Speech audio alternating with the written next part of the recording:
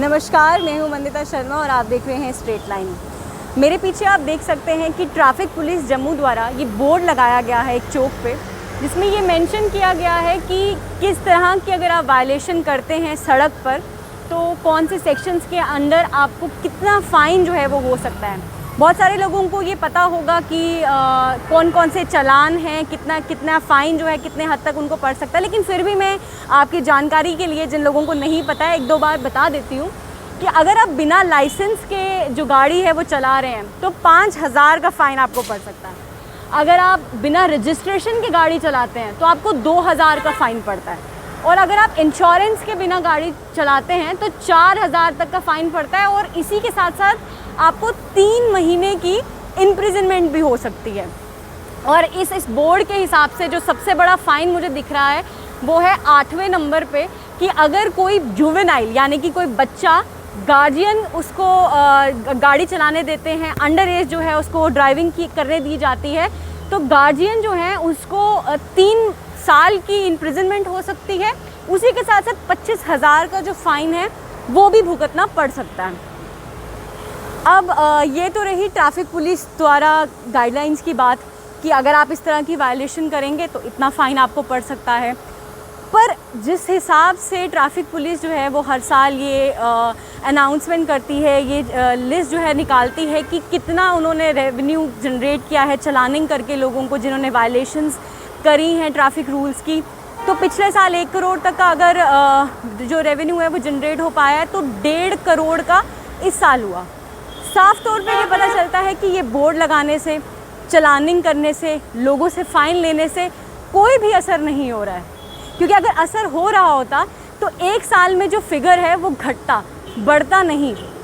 ये जो चलानिंग का प्रोसेस है ये साफ तौर पे इसलिए बनाया गया है ताकि लोगों के बीच में थोड़ा डर रहे, लोगों को लोग इस डर के कारण जो है वो ट्रैफिक रूल्स फॉलो करें, हेलमेट्स पहने, सीट बेल्ट पहने, और किसी भी तरह की कोई ऐसी हरकत ना करे जिससे उन्हें जो सड़क पे है वो कोई भी तरह का उन्हें नुकसान हो सकता है, जानी नुकसान हो सकता है। लेकिन उसके बावजूद ये देखा जाता है, ये बोर्ड्स लगाने के बावजूद, चालान इकट्ठा करने के बावजूद ये देखा जाता है कि लोगों में कोई फ़र्क नहीं आया है।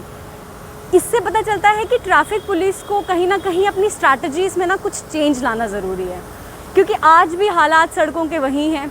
आज भी जहाँ पे रॉन्ग पार्किंग होती आ रही है, आज भी जो मैटाडोर्स हैं, बसेस हैं, ओवरलोडिंग होती है तो होती चली आ रही है। कोविड के दौरान ये हुआ था कि 50% कैपेसिटी से ये पब्लिक ट्रांसपोर्ट को बोल दिया गया था कि 50% कैपेसिटी से आप गाड़ी चला सकते हैं। उसके बावजूद ये देखा गया कि फुल कैपेसिटी से गाड़ी चलाई जा रही है, इनफैक्ट ओवरलोडिंग की जा रही है इन पब्लिक ट्रांसपोर्ट्स में, लेकिन ट्रैफिक पुलिस द्वारा कोई ज़्यादा जो थी वो कोई ज़्यादा स्टेप बड़े नहीं उठाए गए। आज भी जब लोग 2 व्हीलर्स पे चल रहे होते हैं, नाका पास आने वाला होता है तो हेलमेट पहन लेते हैं,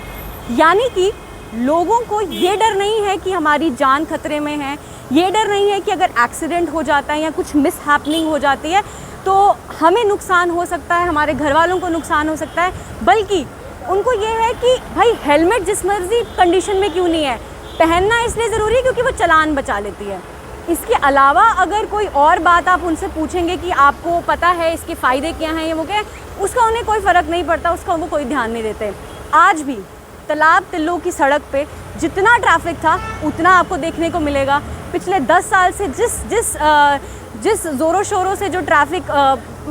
जाम लगते थे उसी तरह से अभी भी लग रहे हैं, यानी कि इन चलानिंग के बाद, बोर्ड्स लगाने के बाद कोई भी बड़ा चेंज नहीं देखने को मिला है। जब बच्चा स्कूल में पढ़ता है और रिज़ल्ट अच्छा नहीं लाया जाता, उसके द्वारा वो नहीं ला पाता है रिज़ल्ट अच्छा, तो टीचर्स टाइमली अपनी स्ट्रैटेजीज़ में बदलाव लाते हैं, उसको प्यार से भी समझाते हैं, डांट कर भी समझाते हैं, हर तरीके की जो कोशिशें हैं वो करते हैं। उसी तरह से कहीं ना कहीं ट्रैफिक पुलिस को भी अपनी स्ट्रैटेजीज़ में बदलाव लाना पड़ेगा। देखना पड़ेगा कि ग्राउंड रियलिटी क्या है, देखना पड़ेगा कि ये जो